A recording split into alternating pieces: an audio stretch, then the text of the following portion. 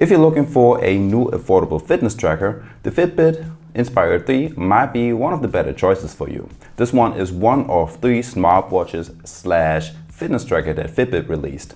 So I will be covering the other 2, the Fitbit Sense 2 and the Fitbit Versa 4 on this channel as well. So make sure to stick around and follow this channel. Now, the Fitbit Inspire 3 is not going to get you bankrupt.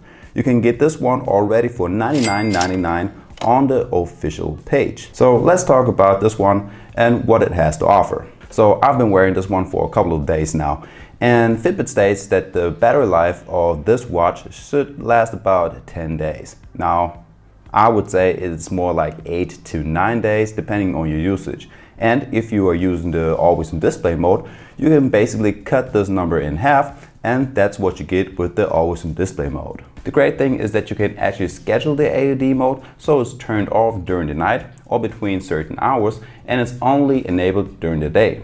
That's a great way to still use this feature and get most out of your battery life.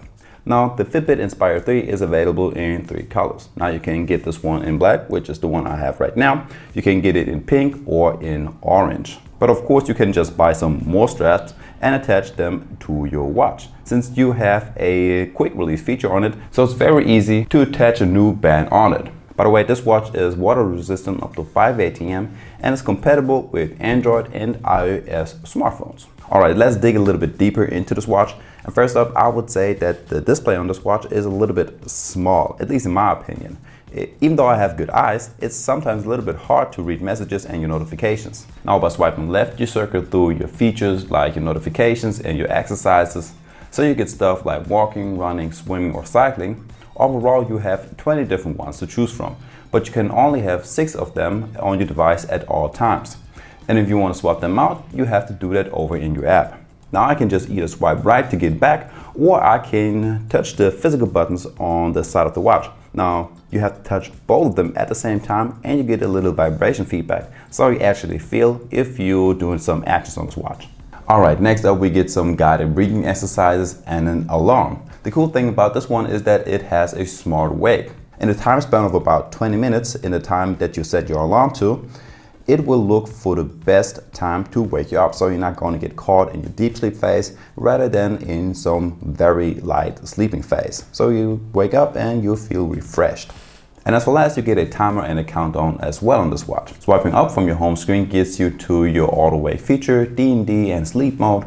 You can look for your smartphone with the fitness tracker, and you can actually tell the fitness tracker if you're wearing it on your wrist or somewhere else on your body, since you can actually buy one of those little clips on Fitbit, so you can clip it to your shirt or to your belt.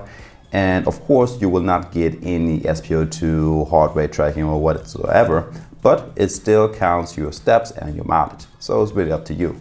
Now, swiping down gets you to your daily stats like your step distance for the day, burn calories, heart rate, sleep and SpO2 level, and your active minutes. You can kind of like compare this one to the Garmin Body Battery, and it's a good indicator on how much you already did for the day. Now on the display you can see quite some features like your active minute, times and date, but you can choose many other watch faces with different metrics over in the app. Right now you have 21 different clocks with a different style, different metric, analog and digital watch faces.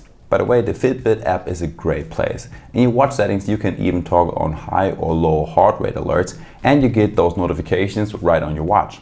Over in your Today page, you get all of your health stats like your SpO2 level, heart rate and sleep. The sleep tracker on the Fitbit is actually one of my favorite. Not only does it track your sleep duration, sleep stages, but also a bunch of other things like your SpO2 level or your sleeping heart rate and restlessness. But that brings me right to the next point, and that is that you do not get all the features of the watch without the Fitbit Premium. Now you do get a 6-month premium free pass, or however you want to call it. But after that, you will have to pay for it, and that will cost you $8.99 a month, or I think 80 euros a year. So you can choose between these 2 options. And that's one thing that I hate about it, and most other people complain about it. By the way, after 3 nights of wearing this one, you get some additional stats like breathing rate, you get heart rate variability, and it actually does some skin temperature readings. Now besides the small display and the Fitbit Premium feature, there's one more major drawback. And that is that there are some other fitness trackers out there that only cost like half of the price, like the Mi Band 7 or the Huawei Band 7.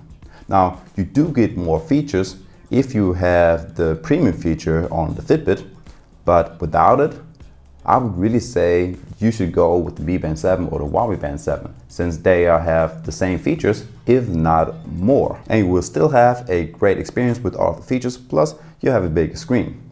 Now, if you're interested in those two fitness trackers, I will leave you some links and some videos right here so you can just click on them and get right to them. And guys, that's already it for today. I hope you liked the video. If you did, make sure to hit the like button and subscribe to my channel right quick. And with that being said, I will see you in the next one.